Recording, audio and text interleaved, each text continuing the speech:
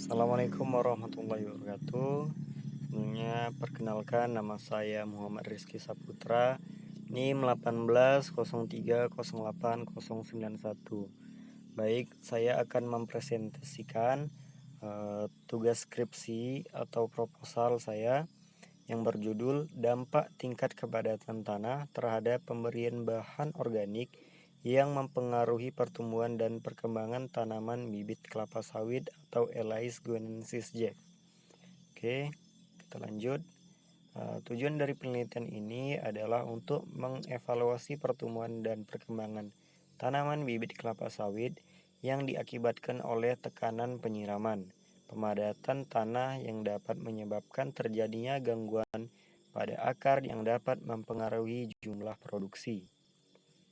Oke, pendahuluan, kelapa sawit adalah tanaman perkebunan yang penting untuk menghasilkan minyak makanan, minyak industri, maupun bahan bakar nabati atau biodiesel. Secara spesifik, minyak kelapa sawit mengandung sekitar 44% asam palmitat, 5% asam stearat, 39% asam oleat tak jenuh tunggal, dan 10% asam linoleat tak jenuh ganda. Kemudian bahan organik adalah bahan pemantap agregat tanah yang baik merupakan sumber hara tanaman. Bahan organik akan mempengaruhi sifat-sifat tanah seperti kemampuan tanah menahan air meningkat, struktur tanah akan menjadi lebih gembur dan remah. Bahan organik juga memperbaiki struktur tanah dan menurunkan kerapatan massa tanah serta dapat mengikat partikel tanah. Oke. Pengolahan tanah adalah perlakuan terhadap tanah untuk menciptakan keadaan tanah yang baik bagi pertumbuhan tanaman. Pengolahan tanah merupakan kebudayaan yang sudah sangat tua dalam budaya pertanian dan masih tetap dilakukan dalam sistem pertanian modern. Oke, kita lanjut. Menurut Abu Hamde, pemadatan tanah dapat membatasi distribusi akar. Karena itu pada tanah yang padat, pertumbuhan akar akan tetap berlangsung ke arah samping. Akar tanaman yang terhambat pertumbuhannya akan menjadi lebih pendek dan lebih besar diameternya. Oleh karena itu, perlu dilakukan suatu kajian mengenai tingkat kepadatan yang diperoleh untuk mendapatkan pertumbuhan tanaman bibit kelapa sawit yang optimum. Oke, kita lanjut. Adapun manfaat dari penelitian ini ialah bagi penulis, yaitu sebagai bahan penyusun skripsi untuk menyelesaikan pendidikan di program studi keteknikan pertanian Fakultas Pertanian Universitas Sumatera Utara. Bagi mahasiswa, yaitu untuk mengetahui informasi mengenai tingkat kepadatan tanah, bobot isi yang paling sesuai dengan pertumbuhan dan perkembangan tanaman bibit kelapa sawit pada pengaruh pemberian bahan organik terhadap pemadatan tanah. Bagi petani, yaitu dalam upaya menghindari kepadatan tanah yang dapat menghambat tumbuh kembang tanaman bibit kelapa sawit. Adapun hipotesisnya, yaitu semakin tinggi tingkat kepadatan suatu tanah, maka pertumbuhan tanaman kelapa sawit akan semakin terhambat dan pemberian bahan organik atau pupuk kompos dapat mengurangi pemadatan tanah. Oke, tinjauan pustaka. Menurut klasifikasi tanaman kelapa sawit PAHAN 2012 merupakan divisi yaitu Embryophyta Siponagama, kelas Angiospermae, ordo Monocotyledonae, famili Arecaceae,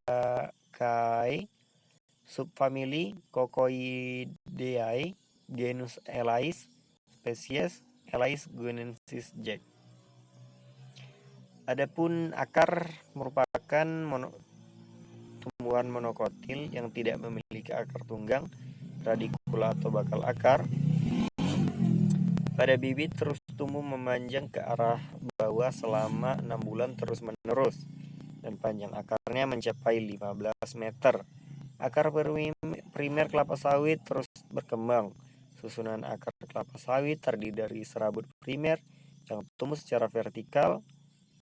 Kemudian serabut primer ini akan bercabang kembali menjadi sekunder ke arah bawah. Akhirnya cabang-cabang ini juga bercabang lagi menjadi akar tersier. Begitu seterusnya hingga perakaran bisa mencapai 8 sampai 16 meter secara vertikal. Adapun batang umumnya tidak bercabang, dan pada awalnya masa muda terjadi pembentukan batang yang melebar tanpa terjadi pemanjangan internodia. Titik tumbuh batang kelapa sawit terletak di pucuk batang, terbenam di tajuk daun, berbentuk seperti kubis. Oke, daun. Daun kelapa sawit memiliki daun front yang menyerupai bulu burung atau ayam. Di bagian pangkal pelepah daun terbentuk dua baris duri yang sangat tajam dan keras di kedua sisinya. Anak-anak daun atau foliage leaflet tersusun berbaris 2 sampai ke ujung daun. Di tengah-tengah setiap anak daun terbentuk lidi sebagai tulang daun. Bunga dan buah. Tanaman yang berumur 3 tahun sudah mulai dewasa dan mulai mengeluarkan bunga jantan dan bunga betina. Bunga jantan berbentuk lonjong memanjang, sedangkan bunga betina agak bulat. Adapun buah kelapa sawit tersusun dari kulit buah yang licin dan keras, daging buah dari susunan serabut, dan mengandung minyak. Kulit biji atau cangkang atau tempurung yang berwarna hitam dan keras. Daging biji yang berwarna putih dan mengandung minyak serta lembaga atau embrio. Tekstur tanah. Tekstur tanah tidak mengalami perubahan yang nyata apabila telah dilakukan pengolahan tanah kecuali pada saat pengolahan tanah. Tanah ditambah bahan organik. Hal ini dikarenakan tanah tidak dapat berubah atau memperbaiki tekstur tanah apabila tidak diberi penambahan bahan organik, menurut Fuadi dan Mustaqim tahun 2015. Sifat mekanis tanah, yaitu tanah yang berkenaan dengan berbagai cara. Sifat mekanik tanah erat dikaitkan dengan kekuatan dan kekompakan tanah. Kekuatan tanah adalah kemampuan tanah untuk menyangga kekuatan tanpa rusak atau mengalami deformasi yang berarti, menurut Mariamah tahun 2010. Adapun sifat dinamik tanah adalah sifat yang dinyatakan melalui pergerakan tanah. Apabila suatu blok tanah bergerak di atas sebuah permukaan, maka gesekan resultan adalah merupakan sifat dinamik dari tanah, dan sifat ini tidak akan terlihat dan ditentukan sebelum blok tanah tersebut bergerak.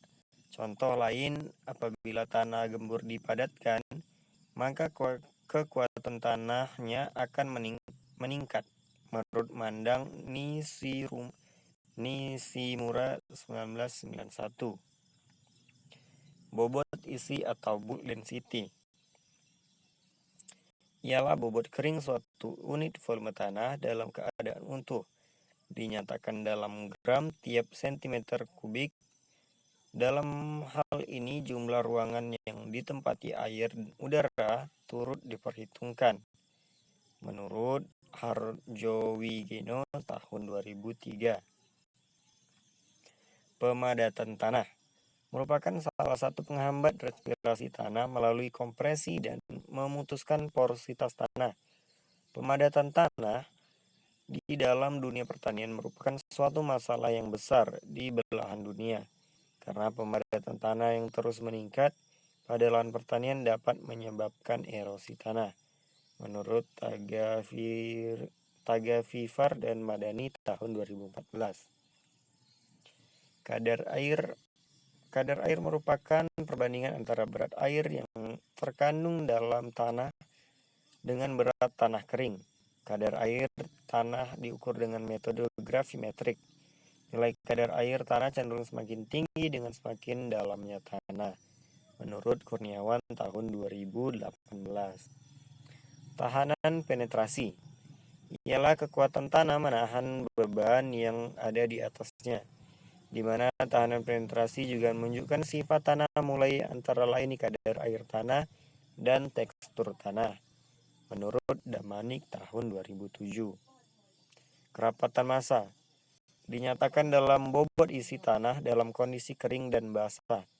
Bobot isi tanah basah adalah massa tanah total per unit volume, sedangkan bobot isi tanah kering adalah rasio antara massa tanah kering oven dengan volume total. Menurut Fauzi tahun 2002. Pengaruh air siraman terhadap pertumbuhan tanaman.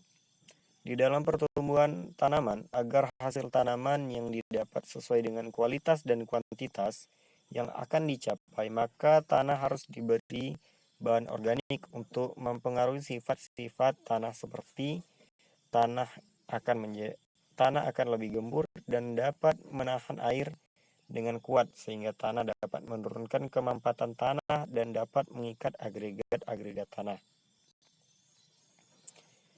Bahan organik dapat mempengaruhi sifat-sifat fisik tanah seperti struktur tanah akan menjadi lebih remah dan gembur. Kemampuan tanah menahan air meningkat dan merangsang granulasi agregat dan memantapkannya. Menurut Baylis tahun 1986.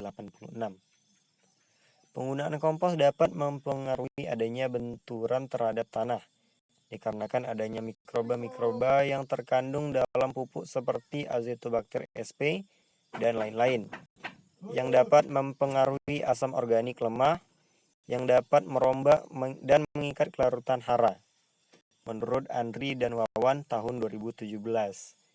Oke, demikian presentasi dari saya. Semoga bermanfaat. Jika ada salah-salah saya mohon maaf. Saya tutup. Assalamualaikum warahmatullahi wabarakatuh.